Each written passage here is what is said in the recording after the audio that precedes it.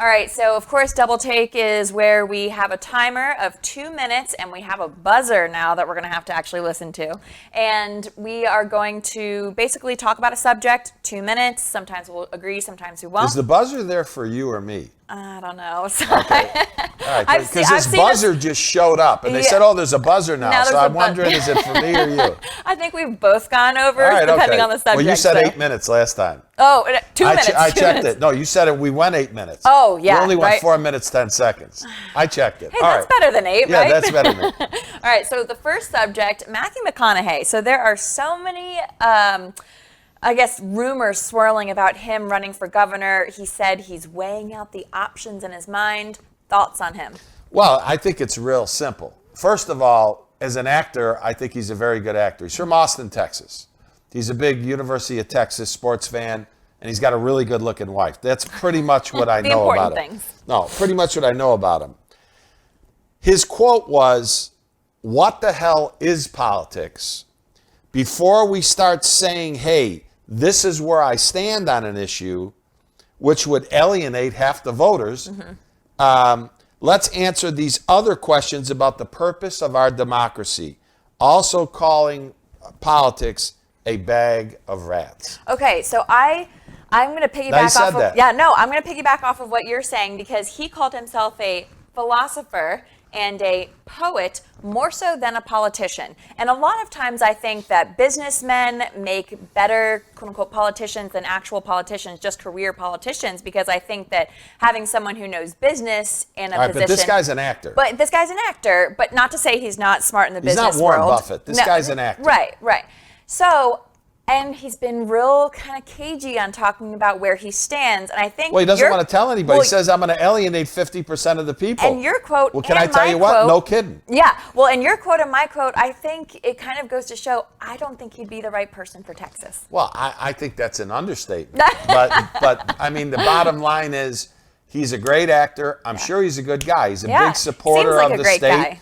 He's a really good supporter of University of Texas athletics. I don't think that it's a serious thing. I mean, as I go through all the stuff, we'll have to see. We'll see. We'll give him fair treatment on the show, but I don't think it's very serious. I just can't see Texans voting him in. And actually, a poll recently came out that said he's a UT and Dallas Morning News poll said he's polling better than the governor right now. And I'm interested, who makes up that poll? All right. Well, we'll keep an eye on it. We'll keep an eye. All right. So the second subject, we are talking about unvaccinated patients who are getting an organ transplant. Hospitals have the ability to take those people off of the transplant list. Okay or not okay? Start. I'm for. Okay. I'm for. And the reason I'm for, and I've made some notes here, so I'm going to read these notes. For a living donor, the person that's actually given the organ, reducing the risk of COVID infection around the time of surgery and recovery is very critical. Infection is everything, okay? For the actual transplant candidate, they have enough on their plate taking this new organ.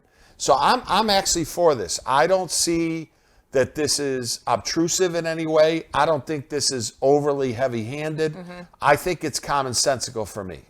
So I'm split in my brain. So part of me completely agrees with you. I looked at a stat recently that said the mortality rate for a COVID and transplant patient is 20 to 30%. That is so high for a person who's getting a transplant and then gets COVID. Yeah. So I agree with you on that end. And as a hospital, they have the ability to make the decision that they want to. You know, most of them are private entities, and they can make that decision. Right. Now, the other part of me, the principle behind healthcare, and we talked about this last time, you know, if someone doesn't have healthcare and they go and they have, they're hitting a car crash and they're going into the hospital, what are we going to do? Turn away and not help them? So my mind goes to the same principle. Are we just not going to help someone who needs a transplant? It's not about turning. But wait. Yeah. But the other thing, I think that doctors have been saying that they won't treat patients who are unvaccinated, and that goes to my mind thinking, okay, then are we not going to treat people who have lung cancer and smoked all their lives? We're going down a dangerous hole. All right. But the point of the matter is, if you go into a hospital today,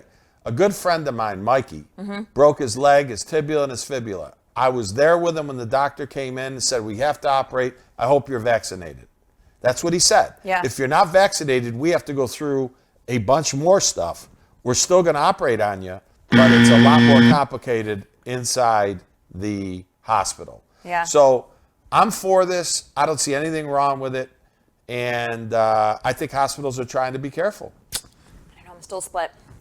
All right. Well, our next subject, we are talking California. Governor Newsom signed in a bill that says that all public high school students need to take an ethnic studies course before graduation. Go ahead. All right. So this is kind of another one that I'm split because I kind of think that's a great rule in general to learn ethnic studies and to have that in the school system. I mean, I took ethnic studies in high school and I think it's so great to learn about other cultures. The one thing that kind of threw me off a little bit was that it's only marginalized ethnic groups. So if I wanted to learn about Italian heritage and go into the ethnicity behind being an Italian, I mean, why can't I learn about that? So that was something that kind of threw me off. It's only African American, Asian American, Latino, and Native American. All right.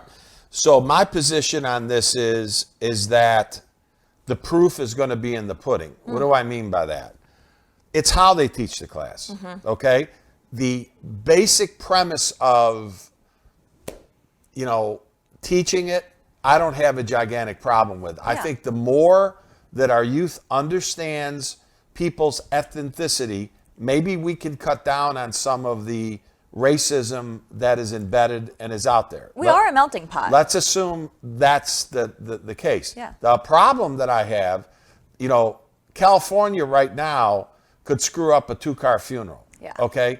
They just find a way to really screw things up. Always. I think that if they could figure out how to teach the class properly, but let me give you another one. Newsom signs a law that is banning gas lawnmowers. And no, I'm not making this up. I cannot make this up. Not cars, just lawnmowers. No, gas lawnmowers and gas lawn blowers. Oh my gosh. Okay, because quote unquote the emissions and everything else. Wait. By So 2024. You can still drive a car with gasoline. Of course. But not a lawnmower. No. The 20 minutes that you have it outside. 2024, January 2024, he signed a bill that's banning this. Oh, let me give you one more though. There's actually another one. We're going over on this one. Yeah, we're going over. But the problem with Gavin Newsom is that he is of the same mindset that a lot of very progressive people are. More government, more intrusion into your life, more us telling you what to do, more mandates. It's just not the road that I think the majority of Americans, even in California, want to go down. Well, why are so many moving here? So many Californians are coming here. Lawnmowers. Yeah. Now we're in the lawnmowers. Okay. I'll tell you what. Can't make this up. Can't make it up. All right. So we are talking about jobs now. 4.3 million people quit their jobs in the month of August. That is the record number since the Labor Department started tracking since 2001. So I'm going to say a couple things before we get started. People have quit to find better opportunities or quit because they just don't want to deal with a bad situation anymore and wanted to look for something else. Thoughts? Okay. So I'm for anybody that quits their job that could get a better job. I'm for anybody that's out there that can improve the lifestyle of their family. I think what is embedded maybe in this, and I don't know this factually, but my instincts are telling me that the stay-home giveaways had some to do with these numbers. Yeah. I mean, I can't think about it any other way. And in my Unplugged segment, which is going to be about this disaster that we have at the ports and shipping and everything else, what's clear is that is really being isolated down to not having enough truck drivers. Now, I don't ever remember being in a situation, Sarah, where we ran out of truck drivers. But we're pretty much out of truck drivers. And I'm going to get into that whole thing in the Unplugged. Yeah. So I can't help but to think that the impetus of stay home and we'll pay you didn't have some to do with this. But I can't factually prove that. I agree with that. And then I also think another prong is that when people realized that they can work from home and then everyone's getting, vaccinated, or people are, things are opening back up. People want to come back to work. They're realizing, oh, wait a minute, I can find a job where I can stay home. I'm going to quit, or I'm going to go work for myself, or I'm going to be a contractor, or I'm going to do this. I think people are realizing, and I also think the millennial age group, which technically is my age group, but a little bit younger in general, I think that most people are saying, I want to work remote. I want to be a digital nomad. And if my company doesn't want me to do that, then I'm going to leave. And I think that big companies especially, are really struggling with that, because people are realizing they can work from home. People are realizing they can work digitally, and that's that. Yeah. Well, again, should people earn as much as they can earn? I'm all for it. Yeah. I'm for the average guy who's out there feeding his family, sending his kids to school. I think the real issue is, again, if you pay people not to work, I know me at 24 years old, I might have stayed home. I know. I just don't think it's a good precedent to set. Right. All right. So our next subject, and we're kind of going to marry two. We're going to sports, right? So we are talking about in 2000, an email from 2011. We're talking about John Gruber's email. So in 2011, an email was leaked that was the Raiders coach, John Gruden, emailed Bruce Allen, who was the GM at the time of the Washington Redskins, during the NFL lockout, talking about DeMaurice Smith. And he said, quote, "Dumb Boris Smith has lips the size of Michelin tires." Yeah. And it's been, talked about that it's a racist email that's out there. So this kind of double take here is, do you think he should be fired? Yes. Okay. He couldn't work for me. That's abhorrent. It's really, really bad. And, this is the underlying problem, I think, that people have in the black community, is a lot of this stuff is kind of swept underneath. The second that email was sent, he should have been called out. Right. And don't forget, he worked for ESPN for all those years. He was kind of out of coaching. He then goes back into coaching. Here's a guy that was getting paid $10 million a year to coach. Yeah. And he won one Super Bowl with the Tampa Bay Buccaneers. They, interestingly, have taken him out of the Ring of Honor, which I would have done. Yeah. But there's no excuse for this. Right. This is blatant disregard for culturally where we should be in this country. And I'll tell you a statistic that really bothered me. In his coaching career, and for those football people, they know he's around a long, long time. He basically only hired one black assistant during all those years, and the guy lasted for 2 years. But he did not have a track record like a lot of coaches, right? Like Bill Belichick or Nick Saban, of hiring a multitude of people and then bringing them along in the ranks and everything else. He really only hired, it looks to me like he only hired white guys. And, that went by the boards too. So you've got to ask yourself, the people that he was working for, what were they thinking? Was there a highlight to this? I was in the professional sports business. 80 to 85% of the athletes are African American. Okay, that's just, in the NFL it might be 75. I know in the NBA it's higher. But it's just a problem. We just can't treat people that way. We can't have people at the helm that are talking that way. And it just really takes away from how great the sport is. I agree. Now, we're going to go a little over. Yeah, I was going to say, we're going to do one more double I want to take. talk about Kyrie Irving. Yes. You don't have to reset the clock. But, as people know, I was in the NBA for 4 years. And I was the president and general manager of a team, minority owner of a team. You face issues all the time. Kyrie Irving is a top 10 player in the league. And has decided not to get the vaccine. Well, but if he lived anywhere except for New York and California, it wouldn't even be an issue. See, this is what bothers me about that.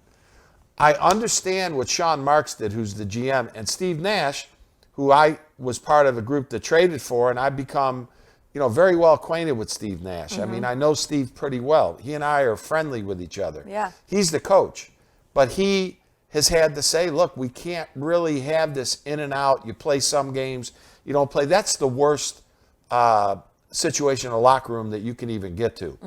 Kyrie Irving is in this position because he plays for the New York Nets. If he played for the Dallas Mavericks, this wouldn't be an issue. This wouldn't even be an issue.